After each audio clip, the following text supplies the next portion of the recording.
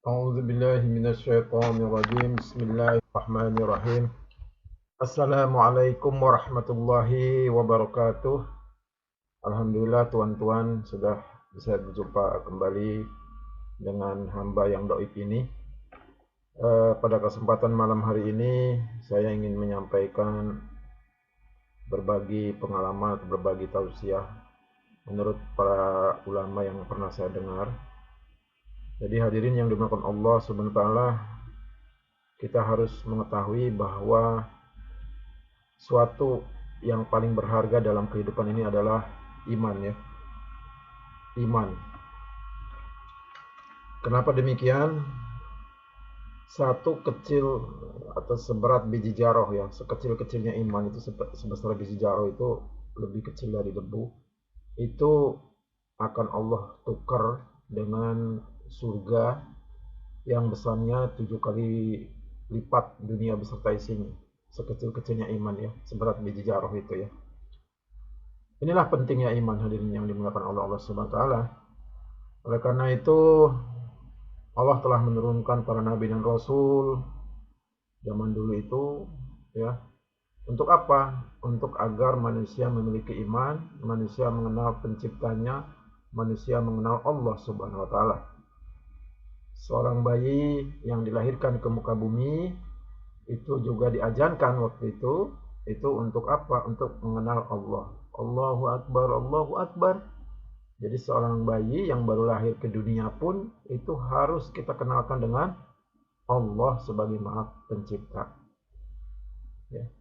Nah, iman ini hadirin, ya, perlu diusahakan. Tidak bisa kita untuk mendapatkan iman ini hanya diam. Ya. Untung saja orang tua kita ini sudah Islam, sehingga kita punya kalimat la ilaha illallah Muhammadur Rasulullah. Tetapi iman yang didapat ini apabila tidak ada upaya, tidak ada usaha, maka lama-lama ibarat lampu. Lampu itu dari terang, hari 2, 3 hari, 4 hari, sebulan, 2 bulan, lama-lama menjadi redup. Baterai handphone juga begitu, 1 hari, 2 hari, 3 hari tahan, tetapi lama-lama menjadi lemah, bisa sampai mati. Nah, iman demikian juga. Ya. Bisa-bisa iman ini naik turun atau keluar masuk, lama-lama bisa seperti baterai mati. Begitu kita merasakan iman itu lemah, maka kita akan merasa berat melaksanakan amal-amal ibadah. Ya. Terutama ibadah yang paling penting adalah rukun Islam yang 5, ya. Yang pertama kali akan dihisab oleh Allah Subhanahu wa taala adalah salat. Ya. Betapa banyak di muka bumi ini yang mengaku Islam, sekarang sudah mulai banyak yang lalai, ya, bahkan meninggalkan sholat, ya, meninggalkan sholat. Jadi sekarang ini kita bisa jumpa ada manusia yang tidak sholat selama 1 hari. Tidak kita jumpa juga ada orang yang tidak sholat selama 1 minggu.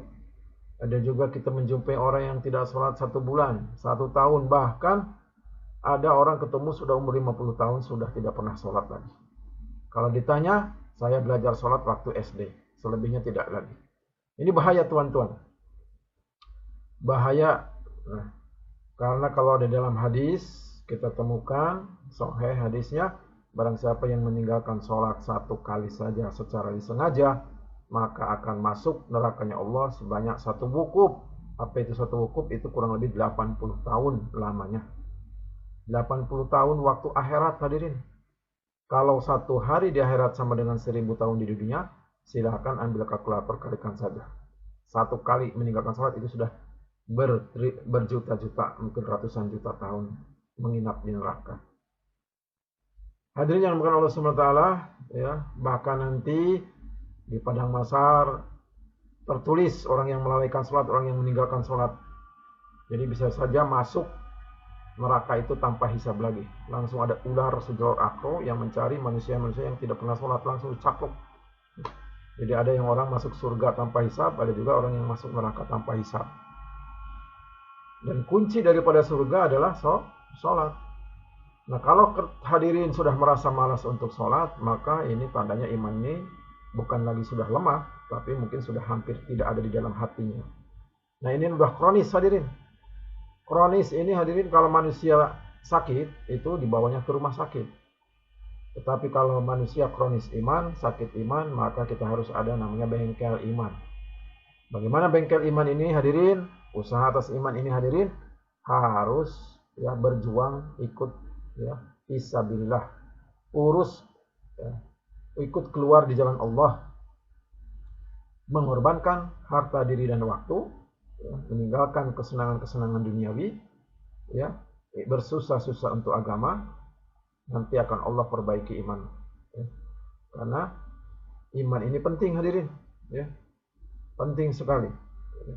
Jangan sampai kita mati meninggal tidak membawa iman, ya, tidak mampu mengucapkan kalimat la ilaha illallah Muhammadur Rasulullah di sakaratul maut, berarti kita tidak membawa iman.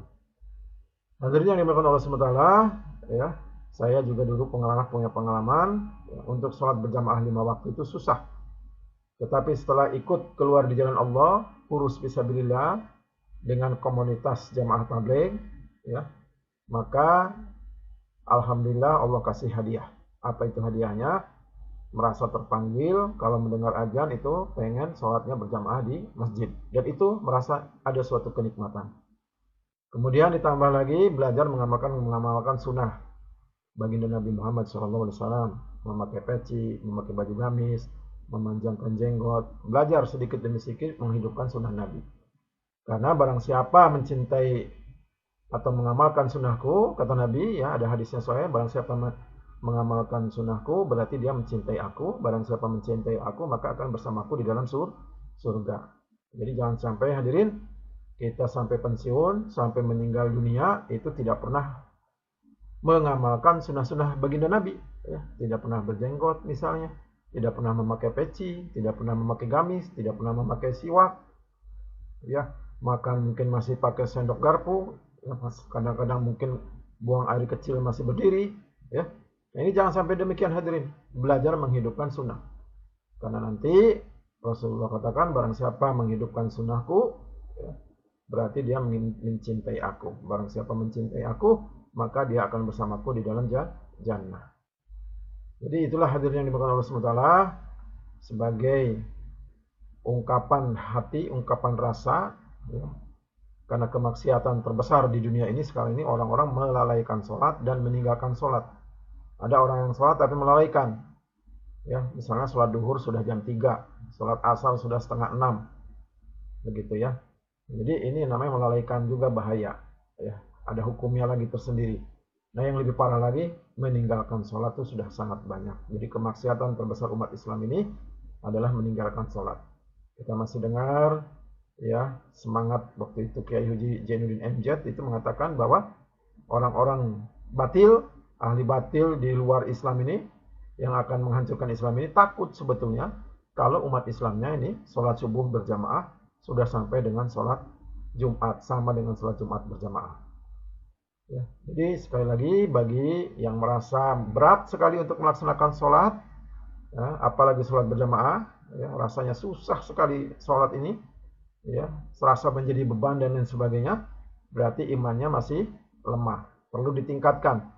Bagaimana caranya? Tidak ada jalan lain, keluar jalan Allah, urus fisabilillah, meninggalkan anak istri, mengorbankan harta dan diri, ya, sebagaimana dicontohkan oleh para sahabat dulu.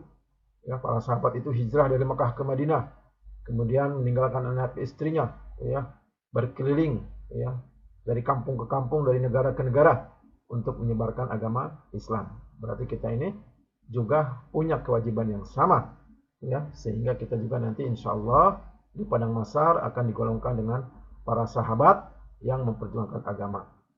Demikianlah yang bisa disampaikan dengan waktu yang singkat ini.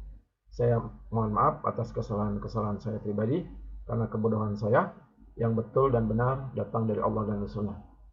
Kita tutup dengan doa kifaratul majlis. Subhanallah bihamdi, subhanallah bihamdika, asyhadu an la ilaha illa anta, astaghfiruka wa atubu ilaik. Wabillahi taufiq wal hidayah. Wassalamualaikum warahmatullahi wabarakatuh.